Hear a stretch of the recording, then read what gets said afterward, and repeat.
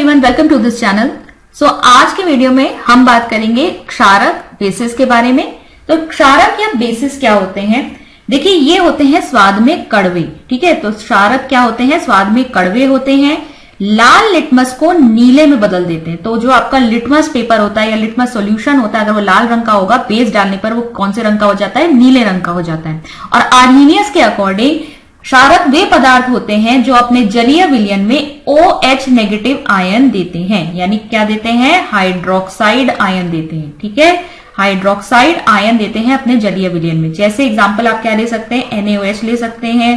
ठीक है, sodium hydroxide KOH ले सकते हैं, पोटेशियम हाइड्रोक्साइड, कैल्शियम हाइड्रोक्साइड ले सकते हैं। देखिए, अब मैं बताती हुई कैसे जल में टूटेगा। अगर हम एक्वस सॉल्यूशन लेते हैं सोडियम हाइड्रोक्साइड का, तो ये देता है Na पॉजिटिव और साथ में क्या देगा? OH negative ions. तो क्या दे रहा है? ये हाइड्रोक्साइड आयंस दे रहा है अपने जलीय विलयन में, इसीलिए क्या है? ये एक बेस है। ठीक है, इसी के साथ साथ जो आपके क्षारक या बेस होते हैं, ये सोपी होते हैं टच में। ठीक है, इसीलिए आपका जो साबुन होता है उसमें भी क्या उपस्थित होता है? बेस उपस्थित होता है। स्वाद में कड़वे हैं, इसीलिए आप करेला वगैरह जो भी आपकी कड़वी चीजें होती है उनमें क्या उपस्थित होता है? उनमें बेस या क्षारक उपस्थित होता है। ठीक है, फिर देखिए, क्षारक भी आपकी प्रबलता के आधार पर दो तरह के हो सकते हैं। प्रबल क्षारक होते हैं और दुर्बल क्षारक होते हैं। प्रबल क्षारक कौन से क्षारक हैं? जो पूरी तरीके से अपने जलीय विलयन में आयंस में टूट जाते हैं। मतलब NaOH का आपने अगर विलयन बनाया, एक जलीय विलयन बनाया, तो ये पूरी तरह से अपने आयंस में टूट जाएगा। तो ये क्या है? प्रबल क्षारक है। दुर्बल क्षारक क्या होते हैं? जैसे NH4OH यहां पर एग्जाम्पल है, अमोनियम हाइड्रोक्साइड। अब ये दुर्बल है, यहां पर हम एरो कौन सा लगाएंगे? डबल साइडेड वाला, क्योंकि यहां पर जितनी आयंस टूटेंगी NH4 positive plus OH negative हमें मिलेगा। ठीक है, लेकिन ये दोनों फिर से कंबाइन करके वापस से अमोनियम हाइड्रोक्साइड भी बना रहे हैं। तो ये रिएक्शन दोनों तरफ चल रही है। तो यहां पे पूरी तरीके से आपका अमोनियम हाइड्रोक्साइड अपने आयंस में नहीं टूट रहा। कुछ अमोनियम हाइड्रोक्साइड जो है वो इसी तरीके से बेस के फॉर्म में रहता है। इसीलिए ये क्या है? ये एक दुर्बल क्षारक है, एक वीक बेस है। ठीक है, प्रबल क्षारक को क्या कहेंगे? Strong base. और दुर्बल क्षारक क्या है? आपका वीक बेस है। फिर देखिए, क्षार यानी एल्कली किसे कहते हैं? जल में घुलनशील क्षारक को क्षार कहते हैं।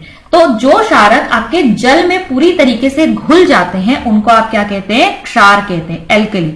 देखिए, इस पे एक क्वेश्चन भी बनता है। सारे क्षारक जो होते हैं वो क्षार होते हैं, लेकिन सभी क्षार क्षारक नहीं होते। ठीक है, सारे एल्कली जो है आपके वो बेसिस होते हैं, लेकिन सारे के सारे बेसिस आपके एल्कली नहीं होते हैं। ये आप ध्यान में रखेंगे।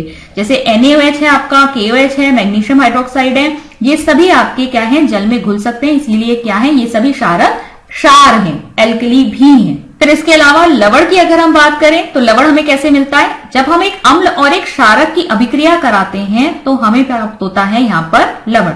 जैसे अगर मैंने यहां पर लिया एक अम्ल HCl और साथ में लिया मैंने NaOH, ठीक है, सोडियम हाइड्रोक्साइड। अब इन दोनों की अभिक्रिया होगी तो इसमें H यहां से आता है H पॉजिटिव, ठीक है, H प्लस आयन आता है यहां से, और यहां से आता है OH नेगेटिव आयन। ये तो मिलके बना लेते हैं वाटर। ठीक है, और साथ में हमें मिलता है सोडियम और क्लोराइड। यहां पर क्या मिला के बनाएंगे? NaCl। क्या बनेगा? यहां पर हमको लवण मिलेगा, सॉल्ट मिलेगा। तो एक बेसिक जो आपको याद करना है, आप याद कर सकते हैं, acid plus base gives salt plus water. और इस रिएक्शन को क्या कहते हैं? इस रिएक्शन को हम कहते हैं न्यूट्रलाइजेशन रिएक्शन। हिंदी में कहते हैं इसे उदासीनीकरण अभिक्रिया।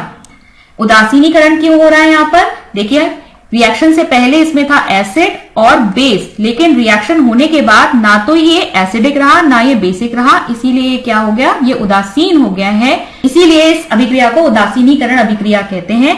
और ये रिएक्शन जो होती है एक्सोथर्मिक होती है। ठीक है, एक्सोथर्मिक का मतलब क्या है? ऊष्माक्षेपी होती है। जब इस अभिक्रिया को किया जाता है तो इसमें बहुत ऊष्मा निकलती है, इसीलिए ऊष्माक्षेपी अभिक्रिया है। तो आई होप आज का कॉन्सेप्ट आपको समझ में आया होगा। मैं मिलती हूं आपसे नेक्स्ट वीडियो में। Thank you.